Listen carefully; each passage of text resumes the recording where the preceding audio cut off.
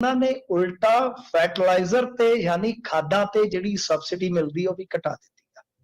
ਇਹ ਤੋਂ ਇਲਾਵਾ ਜੇ ਤੁਸੀਂ ਵੇਖੋਗੇ, ਦੇਖੋ ਜਿਹੜਾ ਬਜਟ ਆ, ਬਜਟ ਦੇ ਵਿੱਚ ਕੀ ਆ ਕਿ ਅੰਕੜਿਆਂ ਦਾ ਹੇਰ ਫੇਰ ਆ। ਮੈਂ ਹਮੇਸ਼ਾ ਕਹਿੰਦਾ ਕਿ ਜੋ ਇਕਨੋਮਿਕ ਸਰਵੇ ਆਉਂਦਾ ਸਾਡਾ ਬਜਟ ਤੋਂ ਇੱਕ ਦਿਨ ਪਹਿਲਾਂ, ਇਕਨੋਮਿਕ ਸਰਵੇ ਤੋਂ ਚੰਗਾ ਹੋਵੇ ਜੇ ਪਿਛਲੇ ਸਾਲ ਦਾ ਜਿਹੜਾ ਤੁਸੀਂ ਬਜਟ ਲਿਆਂਦਾ ਸੀਗਾ ਜੇ ਉਹਦਾ ਰਿਪੋਰਟ ਕਾਰਡ ਦੇ ਦਿਓ, ਕਿਉਂਕਿ ਠੀਕ ਆ ਇਕਨੋਮਿਕ ਸਰਵੇ ਦੇ ਵਿੱਚ ਐਤਕੀ ਸਰਕਾਰ ਪਹਿਲੀ ਮਰਤਬਾ ਮੰਨੀ ਆ ਕਿ 6.7 ਬੇਰੁਜ਼ਗਾਰੀ ਦਰ ਆ, ਜਿਹੜੀ ਸਾਡੀ ਤਕਰੀਬਨ ਅੰਕੜਿਆਂ ਦੇ ਲਿਹਾਜ਼ ਨਾਲ 11 ਕਰੋੜ ਬਣਦੀ ਹੈ। ਕਈ ਮੁਲਕਾਂ ਦੀ ਆਬਾਦੀ ਵੀ ਸ਼ਾਇਦ 11 ਕਰੋੜ ਨਾ ਹੋਵੇ। ਤਾਂ ਦੂਸਰੇ ਪਾਸੇ ਜੇ ਤੁਸੀਂ ਵੇਖੋਗੇ ਤਾਂ ਗੱਲ ਇਹ ਆ ਕਿ ਆਪਾਂ ਦੇਖਦੇ ਆ ਕਿ ਜੀ ਅੱਜ ਜਿਹੜੀ ਇੱਕ ਸਟੈਂਡਰਡ डिडक्शन ਦਿੱਤੀ ਇਹਨਾਂ ਨੇ ਇਨਕਮ ਟੈक्स ਤੇ, ਉਹ ਜਿਹੜਾ ਗੋਦੀ मीडिया युवाओं के लिए ये कर दिया वो कर दिया, ਇੰਨਾ ਭੈੜਾ ਮੀਡੀਆ ਲੱਗਦਾ ਹੈ ਜਦੋਂ ਉਹ ਬੇਵਕੂਫ ਉਹਨਾਂ ਲੋਕਾਂ ਨੂੰ ਹੋਰ ਜ਼ਿਆਦਾ ਬਣਾ ਜਾਂਦਾ ਜਿਹੜੇ ਲੋਕ ਕਹਿ ਲੋ ਕਿ ਫਾਈਨੈਂਸ ਨਾਲ ਇਕਨੋਮੀ ਨਾਲ ਜੁੜੀ ਬੇਹੱਦ ਘੱਟ ਜਾਣਕਾਰੀ ਰੱਖਦੇ ਆ। ਜਿਸ ਮੁਲਕ ਦੇ ਲੋਕ ਉਹਨਾਂ ਨੂੰ ਹੋਰ ਬੇਵਕੂਫ ਬਣਾ ਜਾਂਦੇ ਨੇ। ਮਤਲਬ युवाओं को ये दे दिया, देखो एजुकेशन लोन च कहते जी कि ਤੁਹਾਨੂੰ 3% ਛੋਟ ਦੇਵਾਂਗੇ। ਲਓ ਕਰ ਲੋ ਗੱਲ, ਜਿਹੜਾ 97% ਮੋੜ ਦੇਵੇਗਾ ਕਿ ਉਹਨੂੰ 3% ਮੋੜਨਾ ਔਖਾ ਬਿਲਕੁਲ ਸਹੀ ਹੈ। ਫਿਰ ਉਹੀ ਕਾਂਗਰਸ ਵਾਲਾ ਜਿਹੜਾ ਦਾ ਪਿੱਛ ਕਿ ਜੀ ਅਸੀਂ ਜੇ ਆਏ ਤਾਂ 1 ਕਰੋੜ ਨੌਜਵਾਨਾਂ ਨੂੰ ਇੰਟਰਨਸ਼ਿਪ ਦੇਵਾਂਗੇ, ਉਹ ਐਲਾਨ ਕਰ ਦਿੱਤਾ ਇਹਨਾਂ ਨੇ। ਮਤਲਬ ਕਿ ਤੁਸੀਂ ਇੱਕ ਚੀਜ਼ ਦੇਖੋ, ਮੈਂ ਹੋਰ ਦੱਸ ਦੇਣਾ ਤੁਹਾਨੂੰ, ਖੇਤੀਬਾੜੀ ਸੈਕਟਰ ਵਾਸਤੇ 1,52,000 ਕਰੋੜ ਰੱਖਿਆ ਤੇ ਜਿਹੜੀ ਖੇਤੀ ਰਿਸਰਚ ਆ ਉਹਦੇ ਵਾਸਤੇ ਮਹਿਜ 9500 ਕਰੋੜ ਰੁਪਈਆ ਖੇਤੀ ਰਿਸਰਚ। ਹੁਣ ਮੈਂ ਜੇ ਤੁਹਾਨੂੰ ਦੱਸਾਂ, ਜੇ ਅਸੀਂ ਖੇਤੀ ਰਿਸਰਚ ਤੇ 1 ਰੁਪਈਆ ਲਾਉਨੇ ਆ ਤਾਂ ਸਾਡੀ ਪ੍ਰੋਡਕਟਿਵਿਟੀ 11 ਰੁਪਈਏ ਵੱਧਦੀ ਆ, ਗੁਣਾ ਕਰੀ ਚੱਲਿਓ ਜੀ। ਤੇ ਜੇ ਅਸੀਂ ਖਾਦ ਤੇ ਸਬਸਿਡਾਈਜ਼ ਕਰਦੇ ਆ ਨਾ ਰੁਪਈਆ, ਤੇ ਸਾਨੂੰ 88 ਪੈਸੇ ਮੁੜਦੇ ਨੇ, ਯਾਨੀ ਅਸੀਂ ਮਾਈਨਸ 'ਚ ਚੱਲ ਜਾਂਦੇ ਆ। ਸੋ ਇਹ ਦੇਖੋ ਕਿ ਖੇਤੀ ਰਿਸਰਚ ਜਿਹੜੀ ਕਈ ਗੁਣਾ ਸਾਨੂੰ ਜ਼ਿਆਦਾ ਮੋੜਵਾਂ ਉਤਪਾਦਨ ਦੇ ਵਿੱਚ ਫਰਕ ਦਿੰਦੀ ਹੈ, ਉਹਦੇ ਤੇ ਕਿੰਨਾ ਰੱਖਿਆ 9500 ਕਰੋੜ, ਉਹ ਖਰਚ ਕਿੰਨਾ ਹੋਇਆ ਪਿਛਲੇ ਸਾਲ, ਕਿੰਨਾ ਰੱਖਿਆ ਸੀ, ਕੋਈ ਬੰਦਾ ਪੁੱਛਣ ਵਾਲਾ ਨਹੀਂ ਹੈ। ਮੈਂ ਜਿਵੇਂ ਤੁਹਾਨੂੰ ਦੱਸਿਆ ਕਿ ਇਹਨਾਂ ਨੇ ਸਾਰੀ ਪੂਛ ਚੱਕ ਲਈ ਗੋਦੀ ਮੀਡੀਆ ਨੇ ਕਿ ਲਓ ਜੀ ਸਟੈਂਡਰਡ डिडक्शन ਦੇ ਦਿੱਤੀ ਆ, ਉਹ ਕੱਖ ਵੀ ਨਹੀਂ ਹੈ। ਮੈਂ ਅੱਜ ਇੱਕ ਕੈਲਕੂਲੇਸ਼ਨ, ਇੱਕ ਸਟੱਡੀ ਜਿਹੜੀ ਆ ਉਹ ਪੇਸ਼ ਕੀਤੀ ਸੀਗੀ ਕਿ ਦੇਖੋ ਗੱਲ ਕੀ ਆ ਕਿ ਜੇ 12 ਦੇ ਮੁਕਾਬਲੇ ਤੁਸੀਂ ਵੇਖੋਗੇ ਤੇ ਜਿਹੜਾ ਬੰਦਾ ਉਦੋਂ ਉਸ ਵੇਲੇ 1 ਰੁਪਈਆ ਕਮਾਉਂਦਾ ਸੀ, ਅੱਜ ਮਹਿੰਗਾਈ ਦੇ ਸੂਚਕਾਂਕ ਦੇ ਹਿਸਾਬ ਨਾਲ ਉਹ 55 ਪੈਸੇ ਰਹਿ ਗਈ ਆ। ਯਾਨੀ ਤੇ 12 ਤੋਂ ਲੈ ਕੇ 24 ਤੱਕ ਸਲੈਬਾਂ ਤੇ ਉਹੀ ਨੇ ਜੀ। ਇਹਨਾਂ 12 ਸਾਲਾਂ ਦੇ ਵਿੱਚ ਰੁਪਈਆ ਯਾਨੀ ਜਿਹੜੀ ਮਹਿੰਗਾਈ ਆ ਉਹ ਵੱਧ ਗਈ। 81.5% ਦਾ ਇਜ਼ਾਫਾ ਹੈ ਮਹਿੰਗਾਈ ਸੂਚਕਾਂਕ 'ਚ। ਤੇ ਇਹ ਜਦ ਇਹਦਾ ਮਤਲਬ ਹੈ ਕਿ ਜਿਹੜੀ ਸਾਡੀ ਇਨਕਮ ਆ ਯਾਨੀ ਜੋ ਖਰਚ ਸਮਰੱਥਾ ਹੈ ਉਹ ਕਮਜ਼ੋਰ ਆ। ਉਹਦੇ ਲਈ ਤਾਂ ਮੰਨ ਲਓ ਜੇ ਉਦੋਂ ਕੋਈ 10 ਲੱਖ ਕਮਾਉਂਦਾ ਸੀ ਤਾਂ ਅੱਜ ਸਾਨੂੰ 18.5 ਲੱਖ ਰੁਪਈਆ ਕਮਾਈ ਚਾਹੀਦੀ ਹੈ ਉਹਦੇ ਬਰੋਬਰ। ਪਰ ਜਿਹੜਾ ਸਾਡਾ ਟੈਕਸ ਜਾ ਰਿਹਾ ਉਹ ਓਨਾ ਹੀ ਜਾ ਰਿਹਾ ਵਾ ਜੀ, ਉਹ ਓਨਾ ਹੀ ਜਾ ਰਿਹਾ। ਇਹਦਾ ਮਤਲਬ ਕਿ ਤੁਸੀਂ ਟੈਕਸ ਵੱਧ ਲੈ ਰਹੇ ਹੋ ਤਾਂ ਫਿਰ ਛੋਟ ਕਾਹਦੀ ਆ। ਅੱਛਾ ਕਮਾਲ ਦੀ ਗੱਲ ਹੈ, ਰੁਦਨ ਉਹੀ ਮੀਡੀਆ ਦਾ ਕਿ 17,000 ਕਰੋੜ ਰੁਪਈਏ ਮਤਲਬ ਕਿ ਛੋਟ ਦੇ ਦਿੱਤੀ ਜਾਏਗੀ ਇਨਕਮ ਟੈਕਸ ਦੇ ਜ਼ਰੀਏ। ਇਹ ਕੁਛ ਨਹੀਂ ਹੈ ਪ੍ਰਵੀਨ ਜੀ, 4,01,000 ਕਰੋੜ ਰੁਪਈਏ ਦਾ ਟੈਕਸ ਇਜ਼ਾਫਾ ਹੈ ਜੀ ਇੰਡੀਆ ਦਾ। ਇੰਡੀਆ ਦਾ ਮੈਂ ਫਿਰ ਰਿਪੀਟ ਕਰ ਦਿੰਦਾ ਅੰਕੜੇ, 4 ਲੱਖ, ਔਰ ਕਿਤੇ ਨਹੀਂ ਸੁਣੋਗੇ ਤੁਸੀਂ ਇਹ 4,01,000 ਕਰੋੜ ਰੁਪਈਆ। ਇਹ ਕੱਲ ਕਿਉਂਕਿ ਸਾਡੀ ਨਿਗਾਹ ਹੁੰਦੀ ਹੈ ਸਿਰਫ ਬਜਟ ਦੇ ਵਿੱਚ, ਅਸਲੀ ਅੰਕੜੇ ਜਿਹੜੇ ਥੋੜੇ ਬਹੁਤੇ ਝਲਕਾਰੇ 'ਚ ਮਿਲਦੇ ਉਹ ਇਕਨੋਮਿਕ ਸਰਵੇ 'ਚ ਮਿਲਦੇ ਹੁੰਦੇ ਆ। ਇਕਨੋਮਿਕ ਸਰਵੇ ਦੇ ਵਿੱਚ ਇੰਡੀਆ ਗਵਰਨਮੈਂਟ ਮੰਨ ਰਹੀ ਆ ਜੀ ਕਿ ਸਾਡਾ 4 ਲੱਖ ਕਰੋੜ ਰੁਪਈਆ ਟੈਕਸ ਦੀ ਜਿਹੜੀ ਮਾਲੀਆ ਪ੍ਰਾਪਤੀ ਆ ਉਹ ਵਧੀਆ। ਤਾਂ ਉਹ ਕਿਹਨੇ ਦਿੱਤਾ ਟੈਕਸ? ਸਾਡੇ ਇੱਥੇ ਕਹਿ ਦਿੰਦੇ ਆ ਮੀਡੀਆ ਵਾਲੇ ਟੈਕਸ ਪੇਅਰਸ ਇੱਥੇ ਘੱਟ ਆ। ਉਹ ਇਸੇ ਕਰਕੇ ਘੱਟ ਆ ਕਿਉਂਕਿ ਸਲੈਬਾਂ ਵੱਡੀਆਂ ਨੇ ਜੀ, ਸਲੈਬਾਂ ਵੱਡੀਆਂ ਨੇ। ਤੇ ਮੈਂ ਜਿਵੇਂ ਤੁਹਾਨੂੰ ਦੱਸਿਆ ਕਿ ਮਹਿੰਗਾਈ ਜ਼ਿਆਦਾ ਹੋ ਗਈ ਆ ਤੇ ਇਸੇ ਕਰਕੇ। ਅੱਛਾ ਸਾਡੇ ਇੱਥੇ ਜ਼ਿਆਦਾ ਇੰਡੀਆ ਦੀ ਜਨਤਾ ਦਿੰਦੀ ਆ ਅਪਰਤੱਖ ਟੈਕਸ, ਇਹਨੂੰ ਬੋਲਦੇ ਇਨਡਾਇਰੈਕਟ ਟੈਕਸ ਜੀ। ਜਿਹੜਾ ਕੋਈ ਮਾਚਿਸ ਖਰੀਦਦਾ, ਸਟੋਵ ਖਰੀਦਦਾ ਜਾਂ ਕੋਈ ਵੀ ਕੁਝ ਖਰੀਦਦਾ, ਅਪਰਤੱਖ ਟੈਕਸ ਜਿਹੜਾ ਹੈ ਉਹ ਏਦਾਂ ਹੁੰਦਾ ਕਿ ਪ੍ਰਤੱਖ ਹੋ ਗਿਆ ਕਿ ਤੁਸੀਂ ਕਮਾਈ ਕੀਤੀ, ਤੁਸੀਂ ਆਪਣਾ ਇਨਕਮ ਟੈਕਸ ਪੇ ਕਰ ਦਿੱਤਾ। ਅਪਰਤੱਖ ਹੁੰਦਾ ਕਿ ਬਣਾ ਕੋਈ ਹੋਰ ਰਿਹਾ, ਖਰੀਦ ਤੁਸੀਂ ਕਿਸੇ ਤੋਂ ਰਹੇ ਹੋ। ਪਰ ਉਹਦੇ ਤੇ ਇੱਕ ਟੈਕਸ ਦੇ ਰਹੇ ਹੋ ਗਵਰਨਮੈਂਟ ਨੂੰ ਜਾ ਰਿਹਾ, ਜਾਂ ਜਿਹਨੇ ਬਣਾਇਆ ਉਹਨੂੰ ਜਾ ਰਿਹਾ ਵਾ। ਜੀ ਜੀ ਬਿਲਕੁਲ। ਤਾਂ ਕਹਿਣ ਦਾ ਮਤਲਬ ਇਹ ਆ ਕਿ ਅਪਰਤੱਖ ਟੈਕਸ ਦੇ ਵਿੱਚ ਅਸੀਂ 4 ਲੱਖ ਕਰੋੜ ਰੁਪਏ ਦਾ ਇਜ਼ਾਫਾ ਕਰਕੇ ਦਿੰਨੇ, ਬਦਲੇ ਚ ਕੀ ਦੇ ਰਹੇ 17,000 ਕਰੋੜ ਦੀ ਛੋਟ, ਉਹ ਵੀ ਕਹਿ ਲਓ ਕਿ ਮਿਡਲ ਕਲਾਸ ਨੂੰ ਇੱਕ ਸ਼ੁੰਸ਼ਨਾ ਫੜਾ ਦਿੱਤਾ ਕਿ ਮਿਡਲ ਕਲਾਸ ਵਿਚਾਰੀ ਜਿਹੜੀ ਆ ਪਿਸਦੀ ਹੈ ਇੱਥੇ ਇੰਡੀਆ ਚ, ਥੋੜਾ ਉਹਨੂੰ ਖੁਸ਼ ਕਰ ਦਿਓ। ਸੋ ਕਿਸੇ ਵੀ ਸੈਕਟਰ ਦਾ ਬਜਟ ਚੱਕ ਲਓ, ਇਸ ਨੂੰ ਆਪਾਂ ਸਿਰਫ ਤੇ ਸਿਰਫ ਅੰਕੜਿਆਂ ਦੀ ਜਲੇਬੀ ਕਹਿ ਸਕਦੇ ਹਾਂ, ਇਸ ਤੋਂ ਵੱਧ ਕੁਝ ਨਹੀਂ। ਹਾਂ, ਇਹਨਾਂ ਨੇ ਕੋਈ ਚੀਜ਼ ਜ਼ਿਆਦਾ ਮਹਿੰਗੀ ਨਹੀਂ ਕੀਤੀ ਜੀ, ਮਹਿੰਗੀ ਨਹੀਂ ਕੀਤੀ। ਉਹਦੇ ਚ ਵੀ ਤੁਹਾਨੂੰ ਦੱਸ ਦਿੰਦਾ ਮੈਂ ਕਿ ਸਾਡੀ ਜਿਹੜੀ ਮਹਿੰਗਾਈ ਦਰ ਆ ਪੂਰੀ ਦੁਨੀਆ ਦੇ ਮੁਕਾਬਲੇ ਜੇ ਤੁਸੀਂ ਵੇਖੋਗੇ ਤਾਂ ਠੀਕ ਠਾਕ ਆ, ਪਰ ਉਹ ਜਿਹੜੀ ਮਹਿੰਗਾਈ ਹੈ ਸਾਡੀ, ਉਹਦੇ ਵਿੱਚ ਕੀ ਹੈ ਪ੍ਰਵੀਨ ਜੀ ਕਿ 30% ਕੰਟਰੀਬਿਊਸ਼ਨ ਖਾਣ ਵਾਲੀਆਂ ਚੀਜ਼ਾਂ ਦੀ ਮਹਿੰਗਾਈ ਆ। ਮਤਲਬ ਕਿ ਰੋਟੀ ਦਾਲ ਮਹਿੰਗੀ ਆ, ਯਾਨੀ ਜਿਸ ਮੁਲਕ ਦਾ 80 ਕਰੋੜ ਆਵਾਮ ਜਿਹੜਾ ਆ ਉਹ ਮੁਫਤ ਦੇ ਭੋਜਨ ਤੇ ਨਿਰਭਰ ਆ, ਤਾਂ ਉਹਦੀ ਜਿਹੜੀ ਥਾਲੀ ਕਿੰਨੀ ਮਹਿੰਗੀ ਆ। ਸੋ ਇਹ ਚੀਜ਼ਾਂ ਜਿਹੜੀਆਂ ਨੇ ਨੋਟ ਕਰਨ ਵਾਲੀਆਂ ਹੁੰਦੀਆਂ। ਇਹ ਜੋ ਅੰਕੜਿਆਂ ਦੀ ਜਲੇਬੀ ਘਮਾਉਂਦੇ, ਅਸਲੀਅਤ ਉਹ ਨਹੀਂ ਹੁੰਦੀ। ਅਸਲੀਅਤ ਉਹ ਨਹੀਂ ਹੁੰਦੀ ਜਿਹੜਾ ਭਾਸ਼ਣ ਪੜਿਆ ਜਾਂਦਾ ਹੈ। ਅਸਲੀਅਤ ਹੁੰਦਾ ਕਿ ਤੁਸੀਂ ਪੇਪਰ ਡਾਊਨਲੋਡ ਕਰੋ, ਉਹਨਾਂ ਤੇ ਰਿਸਰਚ ਵਰਕ ਕਰੋ, ਫਿਰ ਤੁਹਾਨੂੰ ਪਤਾ ਲੱਗਦਾ ਕਿ ਕੀ ਚੱਲ ਕੀ ਰਿਹਾ। ਤਾਂ ਗੱਲ ਇਹ ਹੈ ਕਿ ਜਿਹੜਾ ਪੈਕੇਜ ਵੀ ਦਿੱਤਾ ਇਹਨਾਂ ਬਿਹਾਰ ਨੂੰ, ਤਾਂ ਬਿਹਾਰ ਨੂੰ ਹਜ਼ੂਰ 1,22,000 ਕਰੋੜ ਰੁਪਈਆ ਤਾਂ ਟੈਕਸਾਂ 'ਚ ਹੀ ਚਲੇ ਜਾਂਦਾ ਹੈ, ਜਦਕਿ ਉਹਦੀਆਂ ਟੈਕਸ ਪ੍ਰਾਪਤੀਆਂ ਤਾਂ ਬਹੁਤ ਥੋੜੀਆਂ ਨੇ, ਬਹੁਤ ਥੋੜੀਆਂ ਨੇ। ਮਤਲਬ ਕਿ ਜਿਵੇਂ ਮਹਾਰਾਸ਼ਟਰ 500 ਰੁਪਈਆ ਦਿੰਦਾ ਤੇ ਉਹਨੂੰ ਵਿਚਾਰੇ ਨੂੰ ਕੀ ਮਿਲਦਾ ਬਦਲੇ 'ਚ 1000 ਰੁਪਈਏ, ਤੇ ਇਹ 100 ਦਾ ਨੋਟ ਦੇ ਕੇ 500 ਲੈ ਜਾਂਦੇ ਆ ਜੀ। 1,22,000 ਕਰੋੜ ਇਹਨਾਂ ਨੂੰ ਇਸ ਸਾਲ 24-25 ਚ ਜਾਣਾ ਆ ਟੈਕਸ ਡਿਸਟ੍ਰੀਬਿਊਸ਼ਨ ਚੋਂ, ਤੇ ਤੁਹਾਨੂੰ ਕਿੰਨਾ ਮਿਲਣਾ ਪੰਜਾਬੀਆਂ ਨੂੰ? ਉਹ ਮਿਲਣਾ 2,000 ਕਰੋੜ ਜੀ, 2,000 ਕਰੋੜ। ਸੋ ਇਹ ਇਸ ਤਰ੍ਹਾਂ ਦਾ ਸਿਸਟਮ ਬਣ ਗਿਆ ਕਿ ਇਹ ਅੰਕੜੇ ਪੇਸ਼ ਕਰ ਜਾਂਦੇ ਨੇ, ਘੰਟਾ ਡੇਢ ਘੰਟਾ ਭਾਸ਼ਣ ਹੁੰਦਾ, ਉਹਦੇ ਵਿਸ਼ਲੇਸ਼ਣ ਜਿਹੜੇ ਆ ਉਹ ਕਰਨ ਵਾਲੇ ਵੀ ਜਿਹੜੇ ਆ ਉਹ ਬਾਬੂ ਬੈਠੇ ਹੁੰਦੇ ਆ। ਕੋਈ ਭਾਵੇਂ ਲੋਕਾਂ ਦੀ ਗੱਲ ਕਰੇ, ਨਹੀਂ ਤਾਂ ਮਿਡਲ ਕਲਾਸ ਦੀ ਜਾਂ ਐਲੀਟ ਕਲਾਸ ਦੀ ਗੱਲ ਕਰੇਗਾ, ਉਹ ਐਮਐਸਐਮਈ ਦੀ ਗੱਲ ਕਰੇਗਾ। ਐਮਐਸਐਮਈ ਚ ਕੀ ਕੀਤਾ ਇਹਨਾਂ ਨੇ ਅੱਜ? ਕਹਿੰਦੇ ਜੀ ਕਿ ਤੁਹਾਡਾ 10 ਲੱਖ ਤੋਂ 20 ਲੱਖ ਦਾ ਮੁਦਰਾ ਲੋਨ ਵਧਾ ਦੇਾਂਗੇ।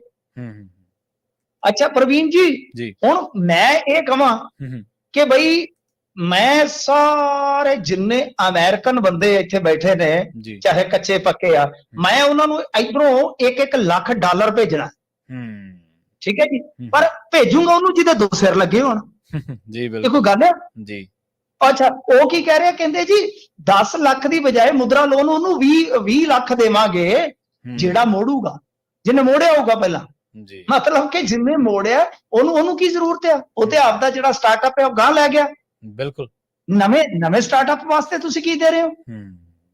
ਉਹ ਇਹ ਸਾਰੀਆਂ ਚੀਜ਼ਾਂ ਨੇ ਕੁੱਲ ਮਿਲਾ ਕੇ ਅੰਕੜਿਆਂ ਦੀ ਜਲੇਬੀ ਆ, ਅੰਕੜਿਆਂ ਦੀ ਜਾਦੂਗਰੀ ਆ, ਹੋਰ ਕੱਖ ਵੀ ਨਹੀਂ ਆ। ਪੰਜਾਬ ਦੇ ਲਿਹਾਜ਼ ਨਾਲ ਜੇ ਤੁਸੀਂ ਦੇਖੋਗੇ ਤੇ ਕੁਝ ਵੀ ਨਹੀਂ, ਖੇਤੀ ਸੈਕਟਰ ਦੇ ਲਿਹਾਜ਼ ਨਾਲ ਵੇਖੋਗੇ ਤਾਂ ਕੁਝ ਵੀ ਨਹੀਂ ਹੈ, ਸਿੱਖਿਆ ਖੇਤਰ ਦੇ ਲਿਹਾਜ਼ ਨਾਲ ਵੇਖੋਗੇ ਤਾਂ ਕੁਝ ਵੀ ਨਹੀਂ। ਸਿੱਖਿਆ ਖੇਤਰ ਦਾ ਤੇ ਵੈਸੇ ਇੰਡੀਆ 'ਚ ਬੇੜਾ ਗਰਕ ਹੋਇਆ।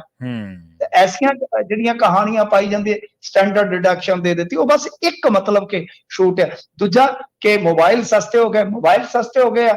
ਅੰਬਾਨੀ ਨੱਚਦਾ ਫਿਰਦਾ ਕਹਿੰਦਾ ਜਿੰਨਾ ਮੁੰਡੇ ਦਾ ਖਰਚਾ ਆਇਆ ਉਹ ਤੇ ਮੈਂ ਸਾਰਾ ਕੱਢ ਲਿਆ ਟੈਰਿਫ ਵਧਾ ਕੇ ਜੀ। ਉਤੋਂ ਮੋਬਾਈਲ ਮਹਿੰਗੇ ਹੋ ਗਏ ਨੇ, ਮੋਬਾਈਲ ਸਸਤੇ ਹੋ ਗਏ ਨੇ, ਟੈਰਿਫ ਮਹਿੰਗੇ ਕਰਦੇ ਨੇ ਆਪਾਂ, ਤੇ ਜਿਹੜਾ ਮਤਲਬ ਕਿ ਕੋਈ ਵਿਆਹ ਸ਼ਾਦੀ ਦਾ ਖਰਚਾ ਹੋਇਆ ਉਹ ਐਡਵਾਂਸ 'ਚ ਜੋੜ ਲਵਾਂਗੇ। ਉਹ ਕੱਛਾ ਵਜਾਉਂਦਾ ਪਿਆ, ਮਤਲਬ ਕਿ ਮੋਬਾਈਲ ਸਸਤੇ ਕਰ ਦਿੱਤੇ ਜੀ, ਅੱਛਾ ਚਾਰਜਰ ਸਸਤਾ ਕਰ ਦਿੱਤਾ ਜੀ, 골ਡ ਸਸਤਾ ਕਰ ਦਿੱਤਾ। ਪਰ ਜੋ ਗਰੀਬ ਹੈ, ਮੈਂ ਜਿਵੇਂ ਤੁਹਾਨੂੰ ਦੱਸਿਆ ਕਿ ਮਹਿੰਗਾਈ ਦਰ ਜਿਹੜੀ ਹੈ ਸਾਡੀ, ਠੀਕ ਹੈ, ਮੈਂ ਇਹ ਨਹੀਂ ਕਹਿੰਦਾ ਕਿ ਬਹੁਤ ਜ਼ਿਆਦਾ ਮਹਿੰਗਾਈ ਦਰ ਆ, ਬਟ ਗੱਲ ਇਹ ਹੈ ਕਿ ਉਸ ਮਹਿੰਗਾਈ ਦਰ ਦੇ ਵਿੱਚ ਸਭ ਤੋਂ ਜ਼ਿਆਦਾ ਕੰਟਰੀਬਿਊਸ਼ਨ ਸਾਡਾ 30-40% ਜਿਹਨੂੰ ਖਾਦ ਪਦਾਰਥ ਕਹਿੰਦੇ ਆਪਾਂ, ਖਾਣ ਵਾਲੇ ਪਦਾਰਥ, ਉਹਨਾਂ ਦੇ ਆ। ਇਹ ਬਹੁਤ ਖਤਰਨਾਕ ਚੀਜ਼ ਹੁੰਦੀ ਹੈ ਕਿ ਤੁਹਾਡੀਆਂ ਖਾਣ ਪੀਣ ਵਾਲੀਆਂ ਵਸਤੂਆਂ ਮਹਿੰਗੀਆਂ ਹੁੰਦੀਆਂ ਨੇ। ਸੋ ਇਸ ਬਜਟ ਨੂੰ ਆਪਾਂ ਇਉਂ ਕਹਿ ਸਕਦੇ ਹਾਂ ਕਿ ਤਾਈ ਨਿਰਮਲਾ ਸੀਤਾਰਮਨ ਜਿਹੜੀ ਹੈ ਉਹ ਬਸ ਗੱਲ ਗੋਲ-ਮੋਲ ਕਰ ਗਈ। ਮੈਂ ਹੱਸ ਰਿਹਾ ਸੀਗਾ, ਉਹ ਸ਼ੁਰੂ 'ਚ ਹੀ ਕਹਿੰਦੀ ਬੀਬੀ ਕਿ ਜਿਵੇਂ ਸਾਡਾ ਹੁਣ ਤੁਹਾਨੂੰ ਪਤਾ ਸ਼ਿਪਿੰਗ ਦਾ ਜਿਹੜਾ ਮਾਮਲਾ ਉਹ ਬਹੁਤ ਮਜ਼ਬੂਤ ਆ, ਤੇ ਉਹ ਬੀਬੀ ਕਹਿ ਰਹੀ ਸੀਗੀ ਕਿ ਦੇਖੋ ਜੀ ਸਾਡਾ ਟ੍ਰੇਡ ਪ੍ਰਭਾਵਿਤ ਹੋ ਰਿਹਾ ਕਿਉਂਕਿ ਪੂਰੀ ਦੁਨੀਆ 'ਚ ਰਿਸੈਸ਼ਨ ਆ। ਤੇ ਜਦੋਂ ਮੋਦੀ ਸਾਹਿਬ ਮਨਮੋਹਨ ਸਿੰਘ ਦੀ ਬੇਇੱਜ਼ਤੀ ਕਰਿਆ ਕਰਦੇ ਸਨ ਡਾਲਰ ਦੇ ਮੁਕਾਬਲੇ ਕਿ ਰੁਪਈਆ ਇੰਨਾ ਗਿਰ ਗਿਆ ਕਿ ਹੋੜ ਲੱਗੀ ਹੋਈ ਹੈ ਕਿ ਕੌਣ ਜ਼ਿਆਦਾ ਗਿਰੇਗਾ, ਤਾਂ ਕੀ ਉਦੋਂ ਦੁਨੀਆ ਦਾ ਰਿਸੈਸ਼ਨ ਤੁਹਾਨੂੰ ਪਤਾ ਹੀ ਹੈ ਨਾ ਕਿ ਕਿਵੇਂ 8 ਵਾਲਾ ਰਿਸੈਸ਼ਨ ਸੀਗਾ, ਤਾਂ ਉਦੋਂ ਤੁਹਾਨੂੰ ਯਾਦ ਨਹੀਂ ਤੇ ਅੱਜ ਤੁਸੀਂ ਹੁਣ ਦੁਨੀਆ ਦੇ ਰਿਸੈਸ਼ਨ ਗਣਾਉਣ ਲੱਗ ਪਏ ਹੋ ਕਿ ਜੀ ਇੱਥੇ ਮੰਦਾ ਆ ਉੱਥੇ ਮੰਦਾ ਆ। ਸੋ ਕੁੱਲ ਮਿਲਾ ਕੇ ਜਲੇਬੀ ਆ ਗੱਲਾਂ ਦਾ ਜੇ ਆਪਾਂ ਕਹਿ ਲਈਏ ਤੇ ਬਸ ਇਹਨਾਂ ਨੇ ਉੱਥੇ ਸਾਰਾ ਖਿਚੜ ਦਾ ਨਾ ਕੀਤਾ, ਹੋਰ ਕੁਝ ਨਹੀਂ ਹੈਗਾ। ਕਈ ਲੋਕ ਨਾ ਮਿੰਟੂ ਜੀ ਜਦੋਂ ਕਿਸਾਨਾਂ ਨੇ ਵਿਰੋਧ ਕੀਤਾ ਤੇ ਮੋਦੀ ਸਾਹਿਬ ਮੁੜ ਗਏ ਸੀਗੇ, ਕਹਿੰਦੇ ਇਹ ਤਾਂ ਐਵੇਂ ਤੁਸੀਂ ਮੋੜਤਾ, ਪੰਜਾਬੀਆਂ ਨੇ ਤਾਂ ਬਹੁਤ ਵੱਡੀ ਗਲਤੀ ਕੀਤੀ ਹੈ ਮੋਦੀ ਸਾਹਿਬ ਨੂੰ ਮੋੜ ਕੇ, ਉਹ ਤਾਂ ਪੈਕੇਜ ਬਹੁਤ ਵੱਡਾ ਦੇਣ ਆਏ ਸੀ। ਮੋਦੀ ਸਾਹਿਬ ਤੋਂ ਉਦੋਂ ਬਾਅਦ ਹੋਰ ਵੀ ਆ ਗਏ, ਫਿਰ ਵੀ ਨਹੀਂ ਪੈਕੇਜ ਮਿਲਿਆ, ਸੱਤਾ ਦੇ ਵਿੱਚ ਵੀ ਦੁਬਾਰਾ ਆ ਇਸ ਤੋਂ ਗਏ। ਇਲਾਵਾ ਐਤਕੀ ਵੀ ਆਏ ਨੇ, ਇਸ ਇਲੈਕਸ਼ਨ 'ਚ ਵੀ ਆਏ ਨੇ। ਹਾਂਜੀ ਤੇ ਗੱਲ ਇਹ ਆ ਕਿ ਦੇਖੋ ਵਿਰੋਧ ਕਿਸ ਨੇਤਾ ਦਾ ਨਹੀਂ ਹੁੰਦਾ। ਹਾਂਜੀ ਬਿਲਕੁਲ ਬਿਲਕੁਲ। ਤੇ ਜੇ ਨੇਤਾ ਵਿਰੋਧ ਦੇ ਚੱਲਦਿਆਂ ਕੋਈ ਵਿਤਕਰਾ ਕਰੇ, ਸਾਰਾ ਪੰਜਾਬ ਤੇ ਨਰਿੰਦਰ ਮੋਦੀ ਨੂੰ ਵੱਟੇ ਮਾਰਨ ਨਹੀਂ ਸੀ ਗਿਆ ਨਾ। ਅਸੀਂ ਤਾਂ ਖੁਦ ਤੁਸੀਂ ਇੱਥੇ ਹੁੰਦੇ ਸੀਗੇ ਇੰਡੀਆ 'ਚ, ਤੇ ਮੈਂ ਤਾਂ ਖੁਦ ਉਹਨਾਂ ਚੀਜ਼ਾਂ ਨੂੰ ਕਿਹਾ ਸੀਗਾ ਕਿ ਨਹੀਂ ਹੋਣਾ ਚਾਹੀਦਾ, ਨਹੀਂ ਹੋਣਾ ਚਾਹੀਦਾ। ਸਾਡੇ ਵਿੱਚ ਤਾਂ ਬਹੁਤ ਸਾਰੇ ਬੰਦੇ ਸੀ ਕਹਿੰਦੇ ਸੀਗੇ ਕਿ ਨਹੀਂ, ਪ੍ਰਧਾਨ ਮੰਤਰੀ ਦੀ ਸਿਕਿਉਰਿਟੀ ਬ੍ਰੀਚ ਵਾਲਾ ਮਾਮਲਾ ਨਹੀਂ ਸੀ ਹੋਣਾ ਚਾਹੀਦਾ। ਇਹਦੇ 'ਚ ਕੀ ਖੱਟਿਆ ਸੀ, ਕੁਝ ਵੀ ਸਾਡੇ ਹੱਥ ਨਹੀਂ ਆਇਆ। ਪਰ ਗੱਲ ਇਹ ਆ ਕਿ ਵਿਰੋਧ ਹੁੰਦਾ, ਚਲੋ ਠੀਕ ਆ, ਤੇ ਉਸ ਤੋਂ ਬਾਅਦ ਵੋਟਾਂ ਮੰਗਣ ਫਿਰ ਤੁਸੀਂ ਕਿਉਂ ਆਏ? ਵੋਟਾਂ ਮੰਗਣ ਆਏ, ਵਿਤਕਰਾ ਕਰਨਾ। ਚਲੋ ਉਦੋਂ ਪੈਕੇਜ ਨਹੀਂ ਦਿੱਤੇ, ਉਦੋਂ ਬਾਅਦ ਦੇ ਦਿੰਦੇ ਜੇ ਉਹ। ਹਾਂਜੀ, ਕਿਉਂਕਿ ਦੇਖੋ ਪੈਕੇਜ ਹੋਰ ਹਰਿਆਣੇ ਨੂੰ ਕੀ ਦਿੱਤਾ? ਅੱਜ ਦੇ ਬਜਟ ਦੇ ਵਿੱਚੋਂ 25 50 ਕੁਝ ਲੱਭ ਕੇ ਹਰਿਆਣੇ ਲਈ ਵਿਖਾ, ਕੁਝ ਹੈ? ਕੁਝ ਵੀ ਨਹੀਂ। ਹਰਿਆਣੇ ਲਈ ਵੀ ਕੁਝ ਵੀ ਨਹੀਂ, ਰਾਜਸਥਾਨ ਲਈ ਕੁਝ ਵੀ ਨਹੀਂ, ਕੇਰਲ ਲਈ ਕੁਝ ਵੀ ਨਹੀਂ, ਕੱਖ ਵੀ ਨਹੀਂ ਹੈ। ਤਾਂ ਮਤਲਬ ਕਿ ਹੈ ਕਿਹਦੇ ਵਾਸਤੇ? ਸਿਰਫ ਬਿਹਾਰ ਤੇ ਆਂਧਰਾ ਨੂੰ ਦਿੱਤਾ, ਉਹ ਵੀ ਉਹਨਾਂ ਦੇ ਨਾਲ ਮਜ਼ਾਕ ਜਿਹਾ ਉਹਨਾਂ ਨੇ ਕਰ ਦਿੱਤਾ। ਮੈਂ ਜਿਵੇਂ ਤੁਹਾਨੂੰ ਦੱਸਿਆ ਕਿ 14-15 ਹਜ਼ਾਰ ਕਰੋੜ ਰੁਪਈਆ ਤਾਂ ਨਾਇਡੂ ਮੰਗ ਰਿਹਾ ਸੀ ਅਮਰਾਵਤੀ ਰਾਜਧਾਨੀ ਬਣਾਉਣ ਵਾਸਤੇ, ਉਹਨਾਂ ਟੋਟਲ 14-15 ਹਜ਼ਾਰ ਕਰੋੜ ਦੇ ਦਿੱਤਾ ਕਿ ਚੱਲ ਦਾਗੀ ਜੇ ਕਰ ਦਈਏ, ਨਾਲ ਤੁਰੇ ਫਿਰਨਗੇ ਢੀਠ ਜਿਹੇ ਹੋ ਕੇ। ਗੱਠਜੋੜ ਚ ਜੇ ਹੈਗੇ ਨੇ, ਬਿਹਾਰ ਚ ਇਲੈਕਸ਼ਨ ਆਉਣ ਵਾਲੇ ਟਾਈਮ ਦੇ ਵਿੱਚ, ਉੱਥੇ ਨਿਤਿਸ਼ ਬਾਬੂ ਨਾਲ ਗੱਠਜੋੜ ਹੈ ਇਹਨਾਂ ਦਾ, ਤਾਂ ਕਰਕੇ ਫਿਰ ਉੱਥੇ ਉਹਨਾਂ ਨੂੰ ਦੇਤਾ। ਬਾਕੀ ਰਾਜ ਇਦਾਂ ਹੀ ਰਹਿ ਗਏ ਮਿੰਟੂ ਜੀ। ਤੇ ਅਗਲੀ ਖਬਰ ਦੇ ਵੱਲ ਵਧੀਏ। ਹਾਈ ਕੋਰਟ ਨੇ ਮਿੰਟੂ ਜੀ ਨਸ਼ਾ ਮੁਕਤੀ ਕੇਂਦਰਾਂ ਵਾਸਤੇ ਕੋਈ ਹੁਕਮ ਜਾਰੀ ਕੀਤੇ ਆ ਜੀ? ਹਾਂਜੀ, ਦੇਖੋ ਹਾਈ ਕੋਰਟ ਨੇ ਨਸ਼ਾ ਮੁਕਤੀ ਕੇਂਦਰਾਂ ਵਾਸਤੇ ਜਿਹੜੇ ਇਹ ਹੁਕਮ ਨੇ ਉਹ ਜਾਰੀ ਕੀਤੇ ਆ। ਤੁਹਾਨੂੰ ਪਤਾ ਹੀ ਆ, ਇੱਥੇ ਨਸ਼ਾ ਇੱਕ ਮੁੱਦਾ ਤੇ ਨਸ਼ਾ ਛੱਡਣਾ ਵੀ ਇੱਕ ਮੁੱਦਾ ਆ, ਉਹ ਮੁੱਦਾ ਰਹਿੰਦਾ ਆ ਹਮੇਸ਼ਾ। ਗੱਲ ਇਹ ਆ ਕਿ ਇਹਨਾਂ ਨੇ ਇੱਕ ਹੁਕਮ ਦਿੱਤੇ ਆ ਕਿ ਤੁਸੀਂ ਪੰਜਾਬ, ਹਰਿਆਣਾ, ਚੰਡੀਗੜ੍ਹ ਜਿੰਨੇ ਨਸ਼ਾ ਮੁਕਤੀ ਕੇਂਦਰ ਆ, ਇਹਨਾਂ ਦੇ ਸੰਚਾਲਨ ਦੇ ਲਈ ਜੋ ਤਿਆਰ ਮਸੌਦਾ ਹੈ ਉਹਨੂੰ ਕਿਸ ਤਰੀਕੇ ਨਾਲ ਲਾਗੂ ਕਰ ਰਹੇ ਹੋ ਉਹਦੇ 'ਚ ਦੱਸੋ। ਤੇ ਉਹ ਕਹਿ ਰਹੇ ਆ ਕਿ ਸਿਵਲ ਡਰੈਸ ਦੇ ਵਿੱਚ ਪੁਲਿਸ ਕਰਮੀ ਤੈਨਾਤ ਹੋਣ। ਮਤਲਬ ਕਿ ਸਵਾਲ ਚੁੱਕੇ ਆ ਕਿ ਜਿਹੜੇ ਨਸ਼ਾ ਮੁਕਤੀ ਕੇਂਦਰ ਆ ਇਹਨਾਂ ਦੇ ਵਿੱਚ ਬਈ ਕਿਤੇ ਨਾ ਕਿਤੇ ਨਸ਼ੇ ਦੇ ਆਦੀ ਵਿਅਕਤੀ ਜਿਹੜੇ ਆ ਉਹ ਹੀ ਕੰਮਕਾਰ ਸੰਭਾਲ ਲੈਂਦੇ ਨੇ। ਕਈ ਵਾਰ ਕਈ ਸ਼ਿਕਾਇਤਾਂ ਹੈਗੀਆਂ ਨੇ ਇਸ ਪ੍ਰਕਾਰ ਦੀਆਂ। ਤਾਂ ਹੁਣ ਉੱਥੇ ਜਦੋਂ ਸੁਣਵਾਈ ਹੋ ਰਹੀ ਆ ਹਾਈ ਕੋਰਟ ਦੇ ਵਿੱਚ, ਕਿਉਂਕਿ ਹਾਈ ਕੋਰਟ ਡਰੱਗ ਦੇ ਮਾਮਲੇ 'ਚ ਨਾ, ਜੇ ਤੁਸੀਂ ਵੇਖੋਗੇ ਪ੍ਰਵੀਨ ਜੀ, ਜਿਹੜੇ ਨਾਰਮਲ ਕੇਸ ਵੀ ਜਾਂਦੇ ਨੇ NDPS ਤੇ, ਤਾਂ ਪੰਜਾਬ ਦੇ ਕੇਸਾਂ ਨੂੰ ਬਹੁਤ ਸਖਤਾਈ ਨਾਲ ਲੈਂਦੀ ਹੈ ਹਾਈ ਕੋਰਟ। ਤਾਂ ਇਹਨਾਂ ਨੇ ਕਿਹਾ ਕਿ ਗੱਲ ਇਹ ਆ ਕਿ ਇੱਕ ਸੀਮਤ ਮਾਤਰਾ ਦੇ ਵਿੱਚ ਹੀ ਨਸ਼ੇ ਦੇ ਆਦੀ ਵਿਅਕਤੀ ਨੂੰ ਖੁਰਾਕ ਜਿਹੜੀ ਆ ਉਹ ਦਿੱਤੀ ਜਾਣੀ ਚਾਹੀਦੀ ਆ। ਜਦੋਂ ਜਾਂਚ ਤੋਂ ਬਾਅਦ ਇਹ ਤੈਅ ਹੋ ਜਾਵੇ ਕਿ ਉਸ ਨੂੰ ਕਿੰਨੀ ਜ਼ਰੂਰਤ ਹੈ, ਇਹ ਉਦੋਂ ਸ਼ੁਰੂ ਕੀਤੀ ਜਾਣੀ ਚਾਹੀਦੀ ਹੈ। ਤੇ ਇਹੋ ਜਿਹੇ ਕੇਂਦਰ ਦੇ ਵਿੱਚ ਨਸ਼ਾ ਤਸਕਰਾਂ ਦੀ ਜਿਹੜੀ ਕਹਿ ਲੋ ਕਿ ਬਈ ਹੈਗੀ ਆ ਘੁਸਪੈਠ ਜਾਂ ਦਾਖਲਾ, ਕਹਿ ਲੋ ਲੜਾਈ ਝਗੜੇ ਜੋ ਹੁੰਦੇ ਨੇ ਅੰਦਰ, ਕੁੱਟਮਾਰ ਹੁੰਦੀ ਆ, ਇਹਨਾਂ ਸਾਰੀਆਂ ਚੀਜ਼ਾਂ ਨੂੰ ਰੋਕਣ ਵਾਸਤੇ ਸਾਦੀ ਵਰਦੀ 'ਚ ਪੁਲਿਸ ਤੈਨਾਤ ਕਰੋ। ਹੁਣ ਦੇਖੋ ਗੱਲ ਇਹ ਹੈ ਕਿ ਚਲੋ ਠੀਕ ਹੈ ਪ੍ਰਵੀਨ ਜੀ, ਮਸਲਾ ਇਹ ਆ ਕਿ ਗੱਲ ਜਿਹੜੀ ਹੁਣ ਹਾਈ ਕੋਰਟ ਕਹਿੰਦਾ ਕਿ ਸਾਦੀ ਵਰਦੀ 'ਚ ਪੁਲਿਸ ਵਾਲੇ ਲਾ ਦਿਓ, ਜਦੋਂ ਕਿਤੇ ਸਕੂਲ ਕਾਲਜ ਦਾ ਮੁੱਦਾ ਹੁੰਦਾ ਹੈ ਤੇ ਉਦੋਂ ਵੀ ਕਹਿ ਦਿੰਦੇ ਆ ਕਿ ਲਾਗੇ ਸਾਦੀ ਵਰਦੀ 'ਚ ਪੁਲਿਸ ਤੈਨਾਤ ਕਰੋ। ਮੈਂ ਇਹ ਗੱਲ ਕਹਿਣਾ, ਮੈਂ ਤਵੱਕੋ ਕਰਦਾ ਕਿ ਹਾਈ ਕੋਰਟ ਕਿਤੇ ਇਸ ਗੱਲ ਦਾ ਵੀ ਨੋਟਿਸ ਲਵੇ ਕਿ ਤੁਹਾਡੀ ਨਫਰੀ ਕਿੰਨੀ ਹੈ ਜੀ ਬੱਸੋਂ ਦੇ ਹਿਸਾਬ ਨਾਲ, ਤੇ ਤੁਹਾਡੇ ਸਕੂਲ ਕਾਲਜ ਤੇ ਤੁਹਾਡੀਆਂ ਇਹ ਸਾਰੀਆਂ ਚੀਜ਼ਾਂ ਜਿਹੜੀਆਂ ਨੇ ਉਹ ਬਈ ਕਿੰਨੀ ਕੁ ਹੋਰ ਨਫਰੀ ਦੀ ਮੰਗ ਕਰਦੀ। ਸਾਡੇ ਥਾਣਿਆਂ 'ਚ ਲੈ ਦੇ ਕੇ 5-7 ਤੇ ਬੰਦੇ ਬੈਠੇ ਹੁੰਦੇ ਨੇ ਉੱਥੇ ਜੀ। ਦੂਜੇ ਪੁੱਛ ਲਓ, ਉਹ ਕਹਿੰਦੇ ਜੀ ਕੋਈ ਗਿਆ ਜੀ ਸ਼ਹਾਦਤ ਤੇ ਗਿਆ ਗਵਾਹੀ ਤੇ। ਦੂਜਾ ਪੁੱਛ ਲਓ, ਉਹ ਜੀ ਨਾਕਿਆਂ ਤੇ ਖਲੋਤੇ ਨੇ। ਤੀਜਾ ਪੁੱਛ ਲਓ, ਉਹ ਜੀ ਸਾਹਿਬ ਦੀ ਸਬਜ਼ੀ ਲੈਣ ਗਿਆ।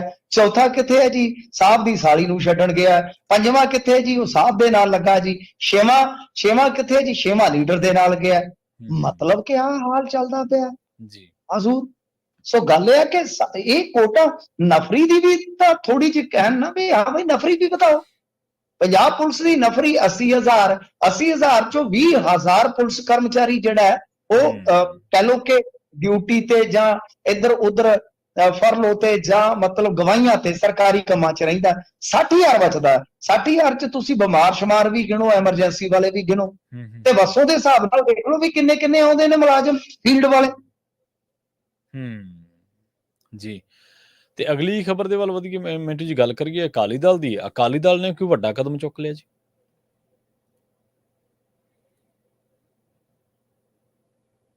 ਪ੍ਰਵੀਨ ਜੀ ਤੁਹਾਡੀ ਆਵਾਜ਼ ਟੁੱਟ ਗਈ ਜੀ। ਜੀ ਜੀ ਹਾਂਜੀ ਮਿੰਟੂ ਜੀ, ਅਕਾਲੀ ਦਲ ਨੇ ਕੋਈ ਵੱਡਾ ਕਦਮ ਚੁੱਕਿਆ ਜੀ? ਹਾਂਜੀ ਹਾਂਜੀ, ਅਕਾਲੀ ਦਲ ਹੁਣ ਵੱਡੇ ਕਦਮ ਹੀ ਚੁੱਕੇਗਾ, ਕਿਉਂਕਿ ਵਾਹ ਤੁਹਾਨੂੰ ਪਤਾ ਹੀ ਹੈ ਇਹਨਾਂ ਦੇ ਆਪਣੇ ਵੱਡਿਆਂ ਦੇ ਨਾਲ ਹੀ ਪਏ ਆ। ਤਾਂ ਹੁਣੇ ਹੁਣੇ ਸ਼੍ਰੋਮਣੀ ਅਕਾਲੀ ਦਲ ਦੇ ਆਫੀਸ਼ੀਅਲ ਅਕਾਊਂਟ ਤੋਂ ਇਹ ਟਵੀਟ ਇਹਨਾਂ ਨੇ ਕਰ ਦਿੱਤਾ, Shiromani Akali Dal core committee dissolve. ਠੀਕ ਹੈ, ਮਤਲਬ ਕਿ ਕੋਰ ਕਮੇਟੀ ਭੰਗ ਕਰ ਦਿੱਤੀ ਇਹਨਾਂ ਨੇ। ਵੱਡੀ ਖਬਰ ਹੈ ਇਸ ਵੇਲੇ ਦੀ, ਜੇ ਆਪਾਂ ਦੇਖੀਏ ਜਦੋਂ ਏਦਾਂ ਇੰਡੀਆ 'ਚ ਰਾਤ ਬਰਾਤੇ ਖਬਰ ਆਉਂਦੀ ਹੈ ਤਾਂ ਵੱਡੀ ਖਬਰ ਆਉਂਦੀ ਆ ਕਈ ਵਾਰ। ਤਾਂ ਅਚਾਨਕ ਇਹਨਾਂ ਨੇ ਕੋਰ ਕਮੇਟੀ ਭੰਗ ਕਰ ਦਿੱਤੀ ਹੈ। ਪ੍ਰਵੀਨ ਜੀ, ਇਹਨੂੰ ਡੀਕੋਡ ਕਰਨਾ ਕੋਈ ਮੁਸ਼ਕਲ ਕੰਮ ਨਹੀਂ ਹੈ, ਸਧਾਰਨ ਢੰਗ ਨਾਲ ਹੀ ਕੀਤਾ ਜਾ ਸਕਦਾ ਕਿ ਦਰਅਸਲ ਤੁਹਾਨੂੰ ਪਤਾ ਹੈ ਕਿ ਸੁਖਬੀਰ ਸਿੰਘ ਬਾਦਲ ਨੇ ਪੇਸ਼ ਹੋਣਾ ਹੈ। ਸੁਖਬੀਰ ਸਿੰਘ ਬਾਦਲ ਦੇ ਪੇਸ਼ ਹੋਣ ਤੋਂ ਪਹਿਲਾਂ ਇਹ ਕੋਰ ਕਮੇਟੀ ਦੇ ਵਿੱਚ ਤੇ ਤੁਹਾਨੂੰ ਪਤਾ ਕੁਝ ਐਸੇ ਬੰਦੇ ਵੀ ਇਹਨਾਂ ਦੇ ਬੈਠੇ ਆ ਨਾ ਜਿਹੜੇ ਕਿ ਇਸ ਵੇਲੇ ਸੁਖਬੀਰ ਸਿੰਘ ਬਾਦਲ ਨੂੰ ਹਿਲਾਉਣ ਨੂੰ ਫਿਰਦੇ ਆ।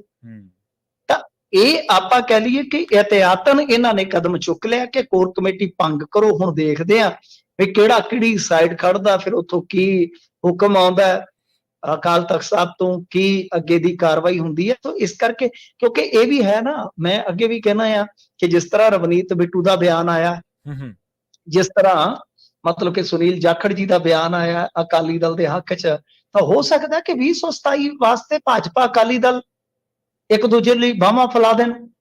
ਤੇ ਪਰ ਦੂਸਰੇ ਪਾਸੇ ਕੁਝ ਇਹਨਾਂ ਦੇ ਹੀ ਲੀਡਰ ਜਿਹੜੇ ਚਾਹੇ ਤਾਂ ਉਹ ਇਸ ਵੇਲੇ ਕਹਿ ਲਓ ਇਹਨਾਂ ਦੇ ਵਿਰੋਧ ਦੇ ਵਿੱਚ ਹੋਣ, ਜਾਂ ਹੋ ਸਕਦਾ ਕਿ ਇੱਥੇ ਹਾਲੇ ਵੀ ਸੁਖਬੀਰ ਸਿੰਘ ਬਾਦਲ ਦੀ ਸਾਈਡ ਬੈਠੇ ਹੋਣ।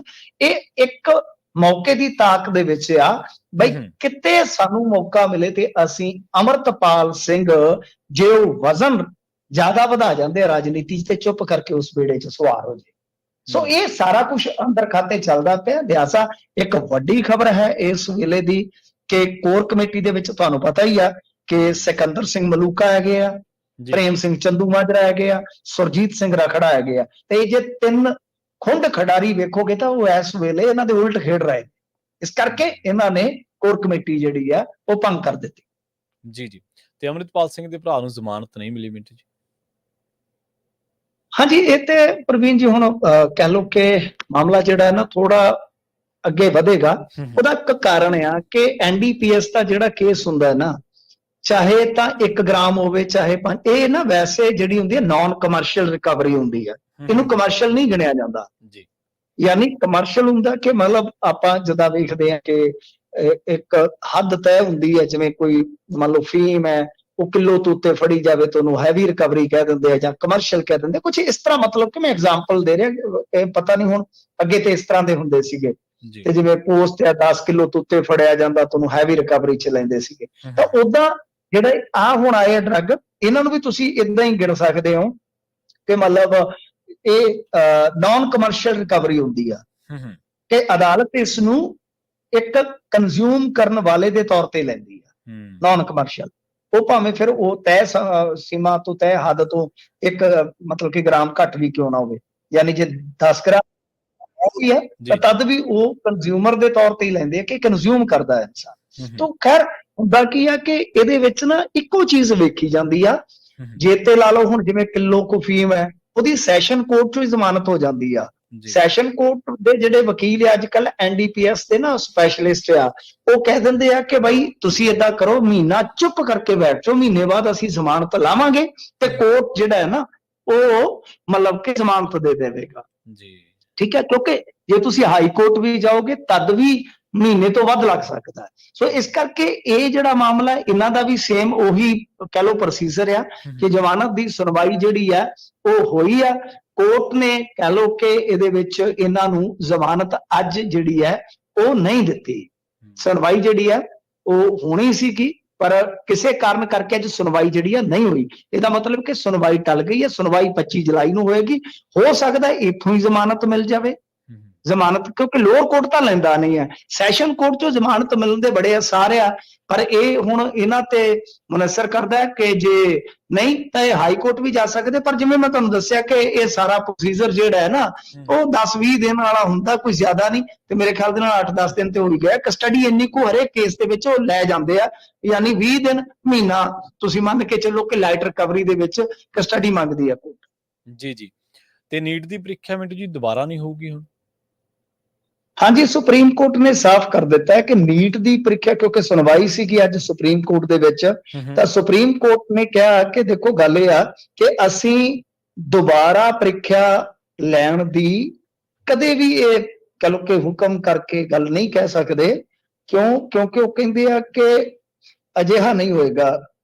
ਪ੍ਰੀਖਿਆ ਜਿਹੜੀ ਹੈ ਉਹ ਸਾਰੀ ਦੀ ਸਾਰੀ ਗੜਬੜੀ ਦਾ ਸ਼ਿਕਾਰ ਹੈ, ਐਸਾ ਕੋਈ ਸਬੂਤ ਜਿਹੜਾ ਪਹਿਲੀ ਨਜ਼ਰੇ ਨਜ਼ਰ ਨਹੀਂ ਆਉਂਦਾ। ਮਤਲਬ ਸਾਫ਼ ਹੈ, ਸਪਸ਼ਟ ਹੈ। ਜੇ ਇਹਦਾ ਤੱਤ ਸਾਰਾ ਆਪਾਂ ਦੇਖਣਾ ਹੋਵੇ, ਇਹ ਜਿਹੜਾ ਆਦੇਸ਼ ਆਇਆ ਕਿ ਦੇਖੋ ਕਿ ਸਾਰੀ ਦੀ ਸਾਰੀ ਪ੍ਰੀਖਿਆ ਜਿਹੜੀ ਆ ਉਹ ਗੜਬੜੀ ਦਾ ਸ਼ਿਕਾਰ ਹੋਈ ਆ, ਇਹੋ ਜਿਹਾ ਪਹਿਲੀ ਨਜ਼ਰੇ ਕੋਈ ਸਬੂਤ ਸਾਨੂੰ ਦੀਦਾ ਨਹੀਂ ਹੈ ਜੀ।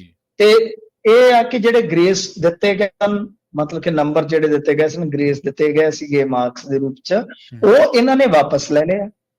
ਠੀਕ ਹੈ ਜੀ।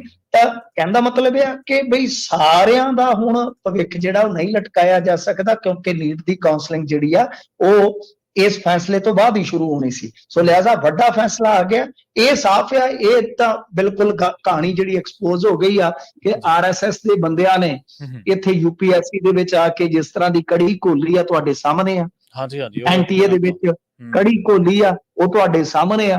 ਅਸਮ ਪ੍ਰਦੇਸ਼ ਦਾ ਵੀ ਜਿਹੜਾ ਉੱਥੇ ਦਾ ਹੈਗਾ ਨਾ ਸੇਵਾ ਕਮਿਸ਼ਨ ਦਾ ਜਿਹੜਾ ਚੇਅਰਮੈਨ ਰਿਹਾ ਸਾਬਕਾ, ਉਹਦੇ ਤੇ ਵੀ ਦੋਸ਼ ਸਿੱਧ ਹੋ ਗਏ ਨੇ। ਮਤਲਬ ਕਿ ਮੱਧ ਪ੍ਰਦੇਸ਼ ਦਾ ਵਿਆਪਕ ਘੁਟਾਲਾ ਹੋਇਆ। ਯਾਨੀ ਇਹ ਜਿੱਥੇ ਜਿੱਥੇ ਗਏ ਆ ਤਾਂ ਉੱਥੇ ਹੀ ਮਤਲਬ ਕਿ ਆਂਦੇ ਹੁੰਦੇ ਨੇ ਜਿੱਥੇ ਭਾਗ ਭਰੀ ਦਾ ਪੈਰ ਪਿਆ ਤੇ ਤਖਤ ਹਜ਼ਾਰਾ ਉਜੜ ਗਿਆ। ਉਹ ਕਹਾਣੀ ਆ ਕਿ ਇਹਨਾਂ ਨੇ ਮਤਲਬ ਕਿ ਜਿੱਥੇ ਜਿੱਥੇ ਵੀ ਕਦਮ ਧਰਿਆ ਤੇ ਤੁਹਾਡੇ ਸਾਹਮਣੇ ਆ ਵੇਖ ਲਓ ਕਿ UPSC ਚਾਹੇ NTA ਸਾਰਾ ਐਕਸਪੋਜ਼ ਤੇ ਘੱਟੋ ਘੱਟ ਇਸ ਬਾਰੇ ਹੋ ਗਿਆ ਨਾ ਮਾਮਲਾ ਕਿ ਕੀ ਖੇਡ ਚੱਲਦੀ ਆ। ਜੀ ਜੀ।